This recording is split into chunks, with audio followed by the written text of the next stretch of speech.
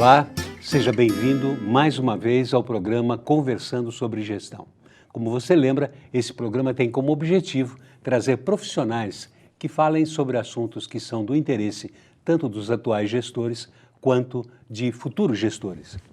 E o assunto de hoje é um assunto bastante interessante, porque vamos falar sobre propaganda específica para públicos específicos e também sobre o trabalho do consultor de vendas, que é um trabalho, uma denominação nova dos representantes comerciais ou dos vendedores, que começa agora a ser introduzida no mercado.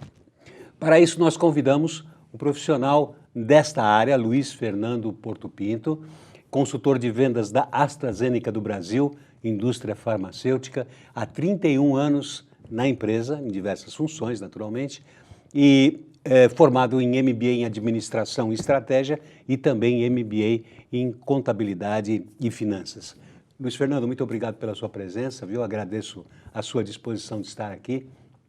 E vamos começar com as perguntas, lógico, para a gente poder ganhar tempo. Com certeza. Muito obrigado. Luiz, você trabalha com um público específico, não é isso? E nesses casos, a propaganda também deve ser uma propaganda específica, dirigida a esse público. Ao criar ações para um público-alvo mais específico, naturalmente é preciso conhecer muito bem esse público, muito mais do que uma propaganda geral. Como isso é feito? Como é que você conhece esse público ao qual você vai se dirigir? Com certeza, quando você fala essa tua afirmação sobre o público específico e a propaganda e atingir esse público é uma afirmação muito importante, porque a pesquisa hoje ela está aprofundando cada vez mais, buscando entender as necessidades desse público-alvo, né? Está aprofundando cada vez mais, está se tornando muito específica. Sabemos que existem as pesquisas com o consumidor final, mas hoje a pesquisa começa assim, ela está sendo antecipada dentro da cadeia produtiva para tentar atingir de uma forma bem mais específica esse público. Uhum. Conversando com o pessoal de uma determinada montadora, eles me relataram que eles fazem uma pesquisa no pós-venda sobre os acessórios que o veículo ofereceu, para ver se o consumidor está satisfeito ou não, e principalmente para cruzar com as pessoas que projetaram esses acessórios para o carro. Uhum. Ou seja, né, a opinião do consumidor final é importante, mas o mais importante é saber se foi atingido o que eles queriam para esse público específico. Uhum. Dentro da indústria farmacêutica se vê muito uma pesquisa junto à classe médica, que não é um consumidor final, mas é o formador de opinião do que vai acontecer. Uhum. Então, muitas vezes se pergunta, por exemplo, ao médico, se aquele produto que vai ser lançado atinge as necessidades da classe médica como um todo ou daquela doença como um todo. Então, cada vez mais se torna necessário buscar informações muito antes do produto chegar ao mercado para ser satisfatório, para atender os desejos, os anseios, os sonhos desse público específico. Entendi.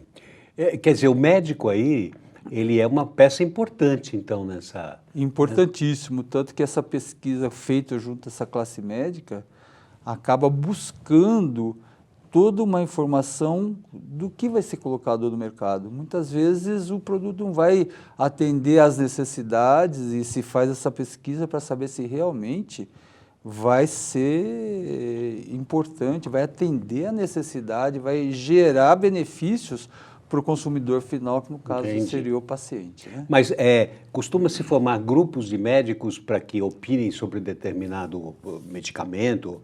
Ou isso é feito através das visitas dos consultores de vendas, dos representantes?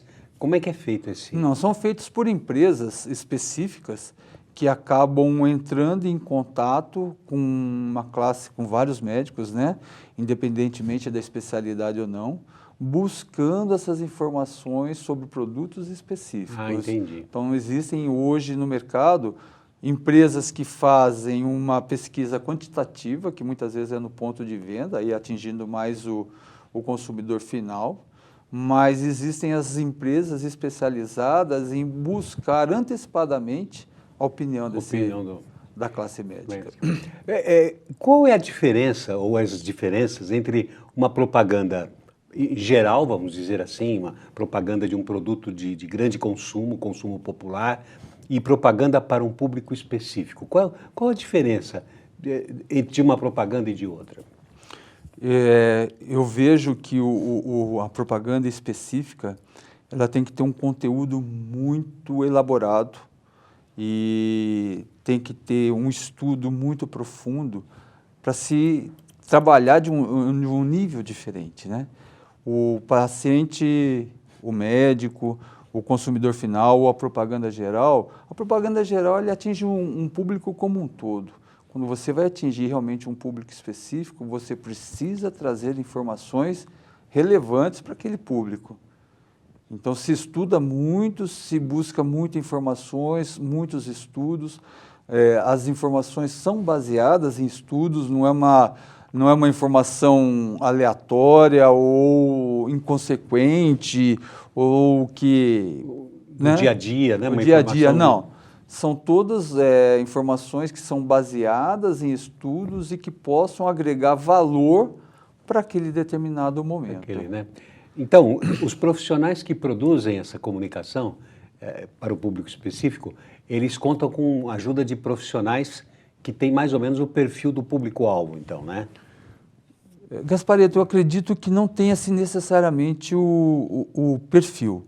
O que eu vejo hoje é que existem muitas ferramentas que estão sendo disponibilizadas para as pessoas que fazem essa propaganda para o público específico e eles vão tomando, né, tendo conhecimento aprofundado do mercado e que, por consequência, vão conseguir atingir os objetivos que são propostos para esse público específico. Então, essas ferramentas ajudam muito o profissional. Uhum.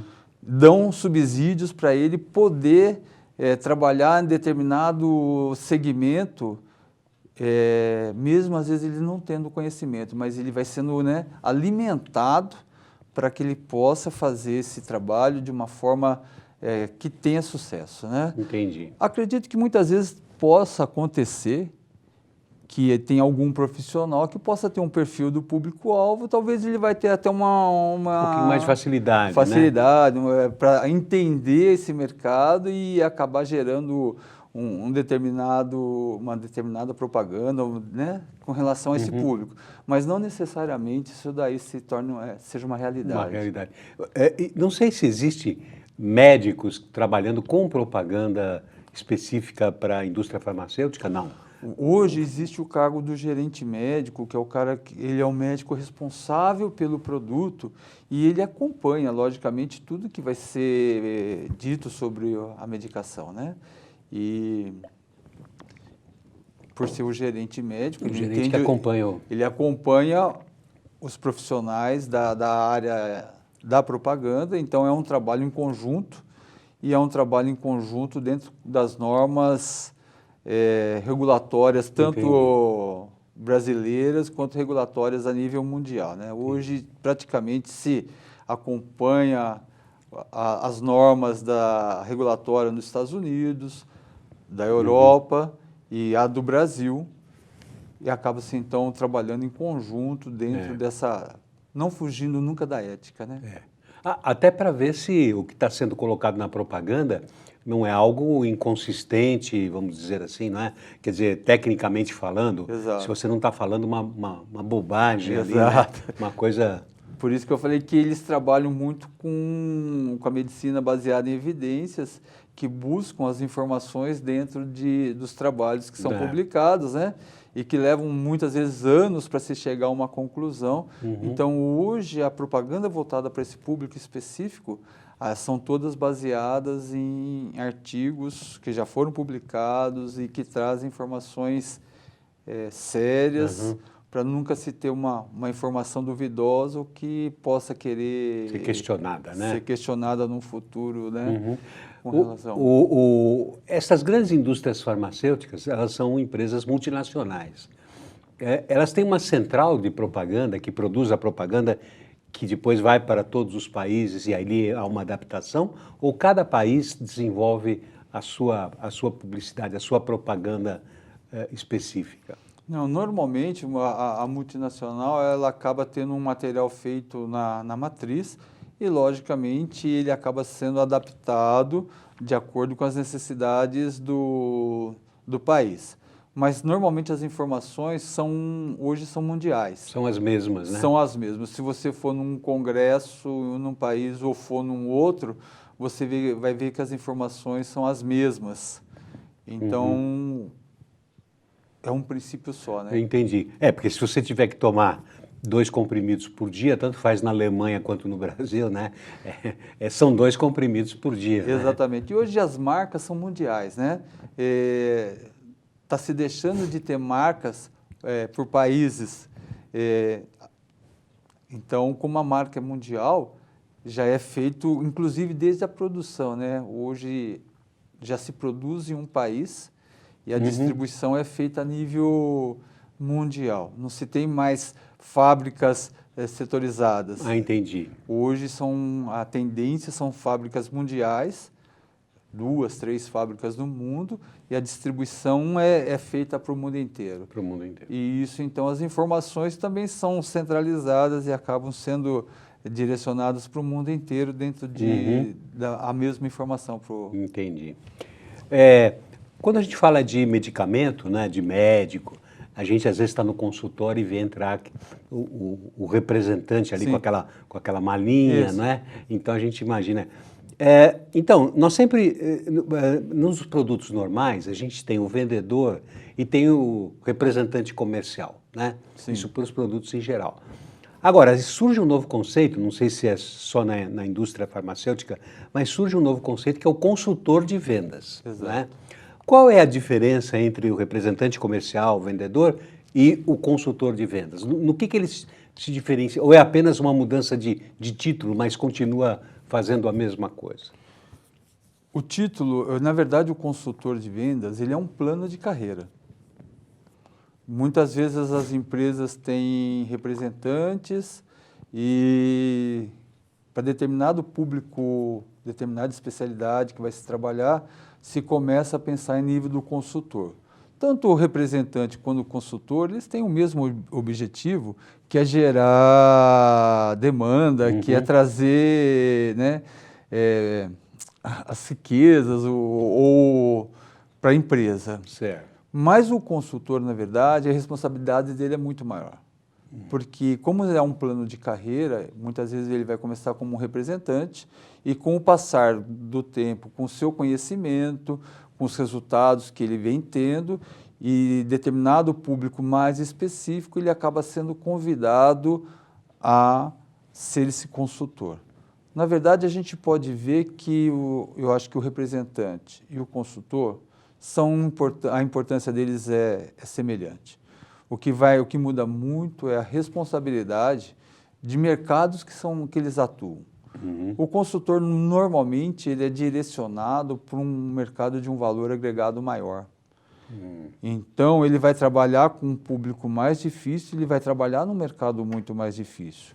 Isso exige dele muito mais conhecimento, só que a cobrança também é muito maior. É maior.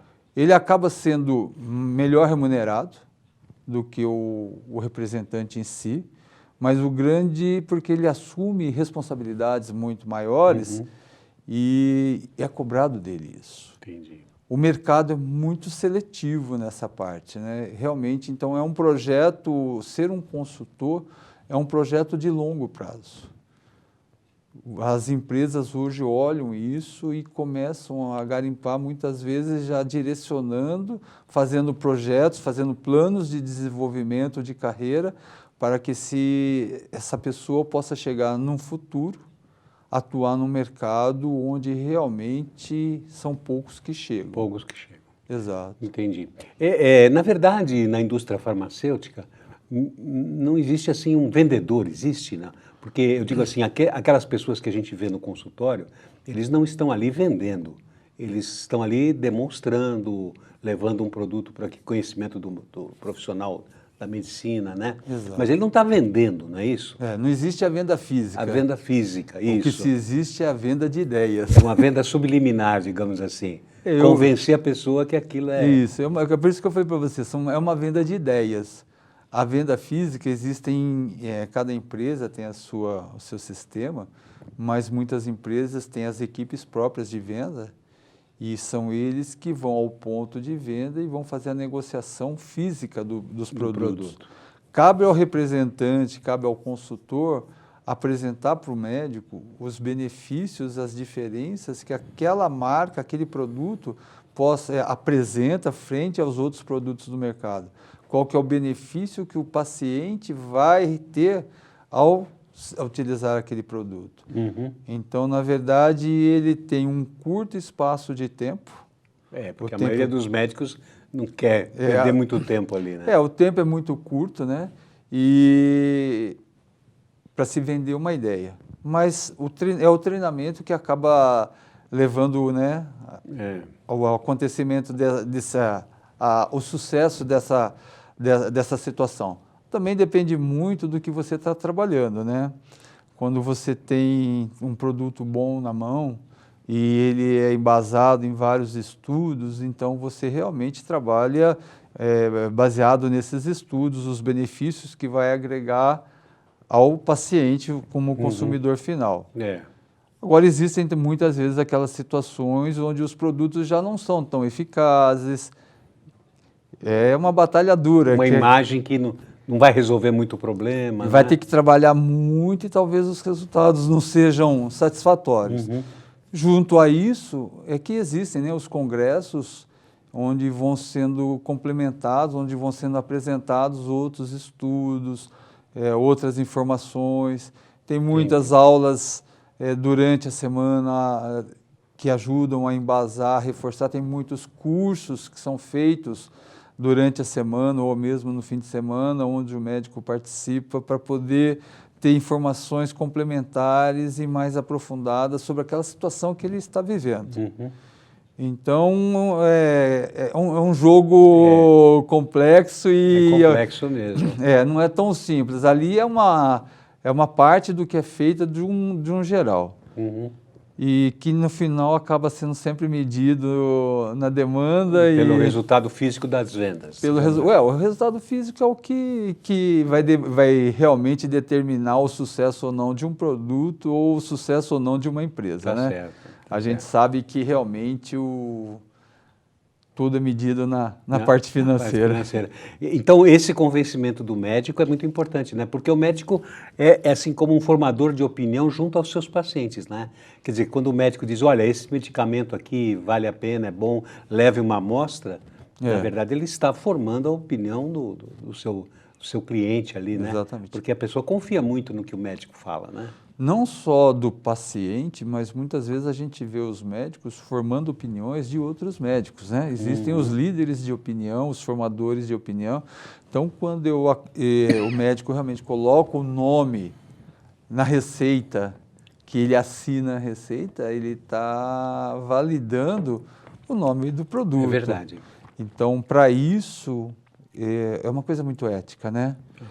O médico coloca o seu nome, o seu CRM, os seus estudos, a sua carreira, quando ele faz uma receita, realmente mostrando que aquilo ali vale, produto, que ele confia no produto, que aquilo vai trazer benefícios para o paciente. Como você falou, né? O paciente depende da opinião, da formação que o médico vai passar. Ele vai muito atrás disso, né? A maioria dos pacientes, pelo menos, né, vai ao médico, o médico diz, olha, esse remédio vai ser bom, esse medicamento, ele toma aquele medicamento. Exato. Né?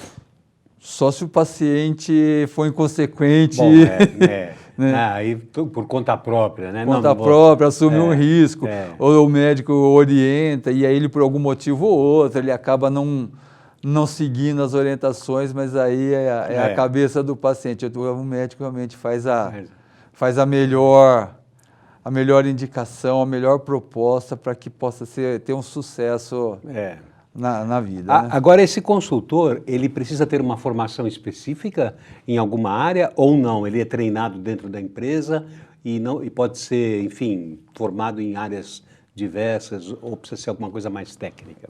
Não, hoje, quando ele entra, se exige realmente uma determinada formação, se busca, né, para que seja mais fácil até o entendimento e o sucesso desse resultado, né?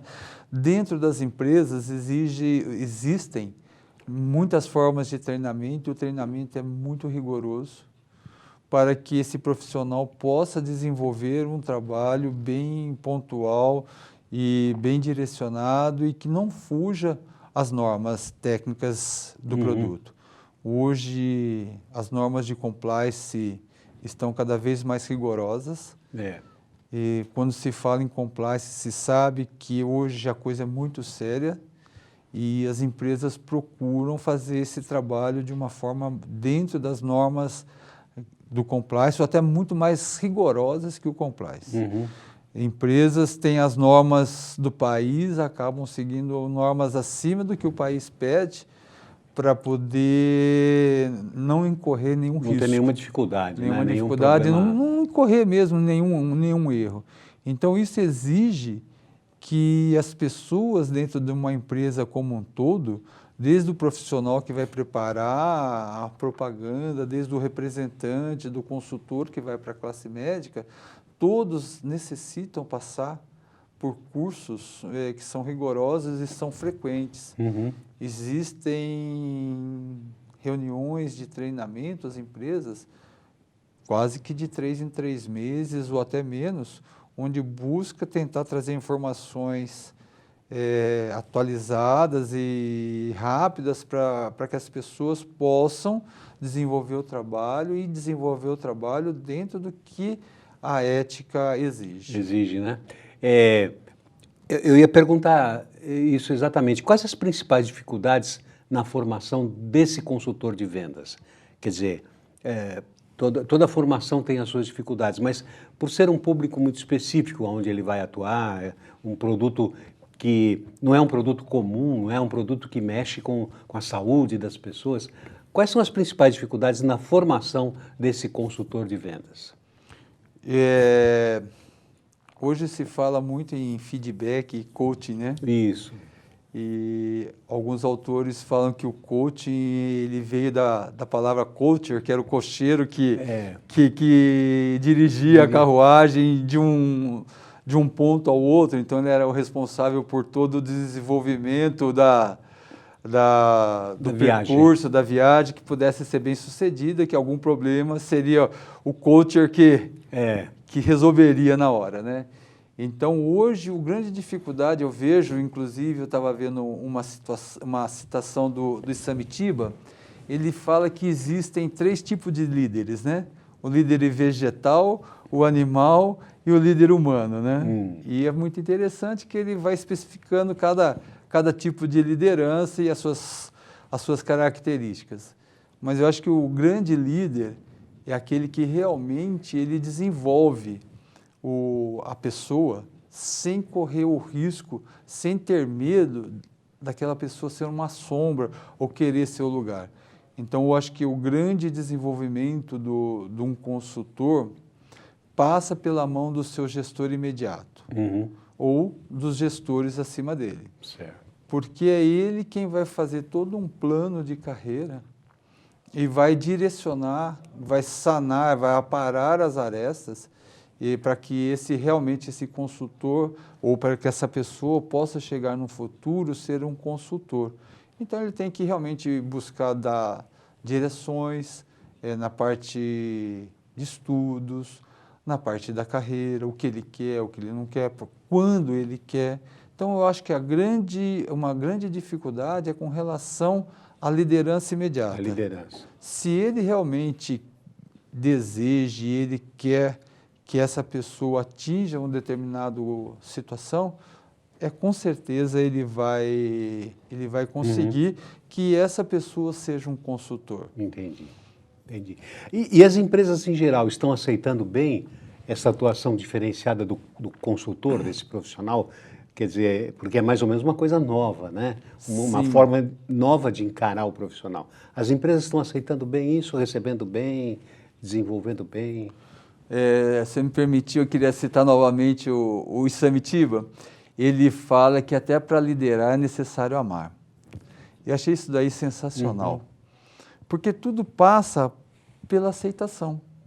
Se você aceita, se você entende a proposta do seu liderado, você vai acabar desenvolvendo essa pessoa. Você vai acabar criando um plano de carreira para essa pessoa e chegar onde necessita. Dentro de um mercado cada vez mais competitivo e onde se busca cada vez mais trabalhar com esse público específico e trazer os resultados que as companhias necessitam, principalmente quando a gente olha a situação atual que estamos passando, cada vez está mais difícil as companhias atingirem o resultado que precisa. Então, são esses consultores que, trabalhando dentro daquele mercado de valor agregado maior, eles vão conseguir gerar essa receita necessária para a companhia. Então, a aceitação hoje é cada vez maior e percebe-se que as empresas estão criando situações para que essas pessoas cheguem ao nível de um consultor de vendas para poder realmente desenvolver todo esse trabalho que eles precisam. Então, não é só uma aceitação. Hoje, é uma necessidade você ter pessoas mais capacitadas para trabalhar em mercados cada vez mais específicos que possam ajudar as companhias a atingir os resultados que estão planejados, né? Certo. Então, hoje a empresa, ela realmente vai buscar, dentro do seu quadro, as grandes empresas fazem isso, elas começam a garimpar dentro dos seus quadros, desde o começo da carreira do funcionário, ela vai garimpando e vai já direcionando. Acompanhando, né? Vai acompanhando e vai dando subsídios para que essa pessoa possa atingir um resultado final importante. Então, eu acredito que tem que se aceitar, tem que se desenvolver, é necessário buscar e dar oportunidades para os funcionários, né? Muitas vezes se busca, fala assim, não, vamos buscar no mercado. Mas hoje, para você buscar uma pessoa no mercado, às vezes é muito mais caro, é muito mais difícil, às vezes não atende às necessidades. Até se adaptar à cultura da empresa. A cultura da empresa é fundamental. Hoje, uma mudança de uma empresa, de um determinado local de trabalho para o outro, eles dizem que em torno de 6 meses para se começar a ter uma produção razoável. Quer dizer, a empresa vai investir numa pessoa de fora e vai saber que em 6 meses talvez os resultados não sejam satisfatórios. Muito melhor ela dar benefícios e ter esse colaborador já formado dentro a prata da casa que todo mundo chama, né? Vai desenvolvendo a prata da casa e com isso ele vai ter os resultados que ele precisa, porque ele conhece a cultura, conhece as ferramentas que a empresa trabalha e isso faz ele chegar num resultado mais rápido e o que é importante, eu acho que esse resultado é contínuo. É contínuo e produtivo. E produtivo, porque mesmo quando ele muda de um local para o outro, a cultura já está formada. Continua a mesma cultura. A mesma cultura, ele só vai fazer uma adaptação do local a ser trabalhado. Muito bem. Luiz Fernando, passou já o tempo, olha, já estamos encerrando, nem parece, mas foi muito rápido, muito interessante. Eu queria deixar aqui para você sua despedida, e se você quiser deixar alguma forma de contato com você, por favor, fique à vontade. Gasparito, eu queria te agradecer muito por essa oportunidade de estarmos juntos aqui. Caso alguém queira entrar em contato, quero deixar meu e-mail, que é fersol25f@outlook.com. Muito obrigado. Muito bem, nós é que agradecemos a sua presença, ok, Luiz? Bem, estamos terminando mais um programa Conversando sobre Gestão e vocês viram hoje uma coisa um pouquinho diferente, falamos da indústria farmacêutica, não é? Com um profissional que conhece o assunto. Eu quero convidá-lo para assistir o nosso próximo programa. Muito obrigado pela sua presença e pela sua atenção e até a próxima vez. Muito obrigado.